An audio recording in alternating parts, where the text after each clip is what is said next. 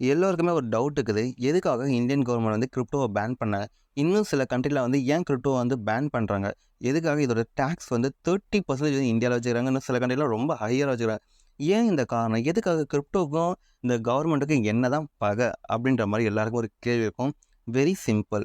கிரிப்டோல வந்து ஒரு முக்கியமான ஒரு விஷயம் எக்கோசிஸ்டம். என்னன்னா பிளாக் செயின்.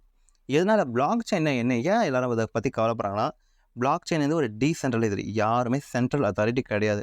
பட் நம்ம ஆர்டினரி வந்து ஃபைனான்ஷியல் இன்ஸ்டிடியூஷன் வந்து பேங்க்ஸ் எல்லாரும் வந்து ஒரு சென்ட்ரல் அத்தாரிட்டி. யாருன்னா அந்த கவர்மெண்ட்டோட ஹையஸ்ட் வந்து பேங்க் அத்தாரிட்டி தான்.